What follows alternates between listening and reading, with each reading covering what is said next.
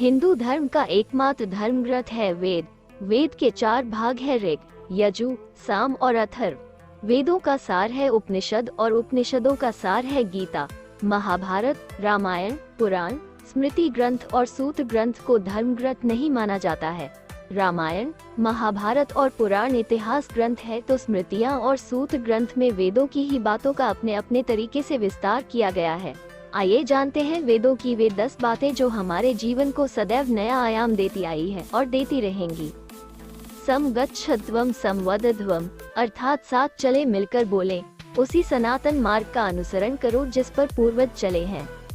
उत्तिष्ठत जागृत प्राप्य वरान निबोधत क्षुरस्य धारा निशिता दुरत्यया दुर्ग पथतक्वयो वदंती हे मनुष्यों उठो, जागो सचेत हो जाओ।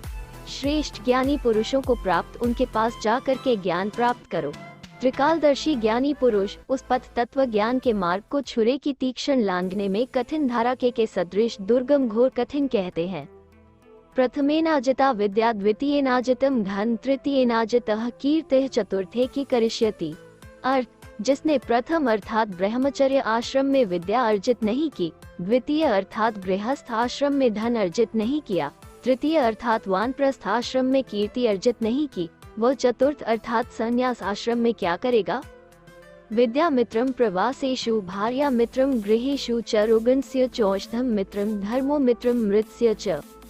अर्थात प्रवास की मित्र विद्या, घर की मित्र पत्नी, मरीजों की मित्र औषधि और मृत्युपरांत मित्र धर्म ही होता है। माँ भ्राता भ्रातृद्वेषं, माँ स्वसारमुत स्वसा समयंच सव्रता भूतवा वाच वदत भद्रिया। अर्थात भाई भाई से द्वेष न करें, बहन बहन से द्वेष न करें, समान गति से एक दूसरे का आदर सम्मान करते हुए परस्पर मिलजुल कर कर्मों को करने वाले होकर अथवा एकमत से प्रत्येक कार्य करने वाले होकर भद्रभाव से परिपूर्ण होकर संभाषण करें। उक्त तरह की भावना रखने से कभी ग्रहक्लय नहीं होता और संयुक्त परिवार में रहकर व्यक्ति शांतिमय जीवन जीकर सर्वांगीण उन्नति करता रहता। यथा द्यौश्च पृथ्वी च न बिभितो न ऋष्यतः एवं में प्राण मा विभि। अर्थ, जिस प्रकार आकाश एवं पृथ्वी न भयग्रस्त होते हैं और न इनका नाश होता है, उसी प्रकार है मेरे प्राण, तुम भी भयमुक्त रहो।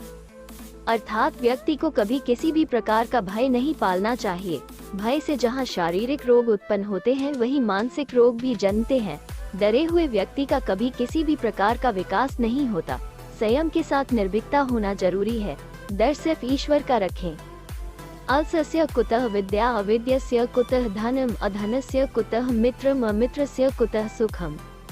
आलसी को विद्या कहाँ, अनपढ़ या मूर्ख को धन कहाँ, निर्धन को मित्र कहाँ और अमित्र को सुख कहाँ। आलस्यम ही मनुष्याना शरीरस्थो महान रिपु, नास्त्युद्यम समो बंधोः कृत्वा यम नावसीदति। मनुष्यों के शरीर में रहने वाला आलस्य ही उनका सबसे बड़ा शत्रु होता है। परिश्रम जैसा दूसरा हमारा कोई अन्य मित्र नहीं होता, क्योंकि परिश्रम करने वाला कभी दुखी नहीं होता। सहसा विदधीत न क्रियाम विवेकः परमाब्दा पदम वृन्ते ही विमृश्यकारिणः गुणलुब्धाः स्वयमेव संपदः। अचानक आवेश में आकर बिना सोचे समझे कोई कार्य नहीं करना चाहिए, क्योंकि विवेक शून्यता सबसे बड़ी विपत्तियों का घर होती है।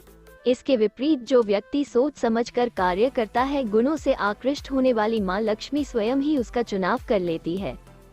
शरीर माध्यम खलु धर्म साधन, शरीर ही सभी धर्मों कर्तव्यों को पूरा करने का साधन है। अर्थात शरीर को सेहतमंद बनाए रखना जरूरी है। इसी के होने से सभी का होना है। अतः शरीर की रक्षा और उसे निरोगी रखना मनुष्य का सर्वप्रथम कर्तव्य है। पहला सुख निरोगी काया। येषा न विद्या न तपो न दान न ज्ञान न शील न गुणो न धर्मः ते मृत्युलोके भुवि भारभूता मनुष्य रूपेण मृगाश्चरन्ति। जिसके पास विद्या, तप, ज्ञान, शील, गुण और धर्म में से कुछ नहीं, वो मनुष्य ऐसा जीवन व्यतीत करते हैं जैसे एक मृग। अर्थात जिस मनुष्य ने किसी भी प्रकार से विद्या अध्ययन नहीं किया, न ही उसने व्रत और तप किया, थोड़ा बहुत अन्न वस्त्र धन या विद्या दान नहीं दिया, न उसमें किसी भी प्रकार का ज्ञान है, न शील है, न गुण है और न धर्म है, ऐसे मनुष्य इस धरती पर भार होते हैं। मनुष्य रूप में होते हुए भी पशु के समान जीवन व्यतीत करते हैं। बुद्धि कर्मानुसारिणी बुद्धिर्यस्य बलं तस्य, अर्थात बुद्धि कर्म का अनुसरण करती है। बुद्धि तलवार से अधिक शक्तिशाली है।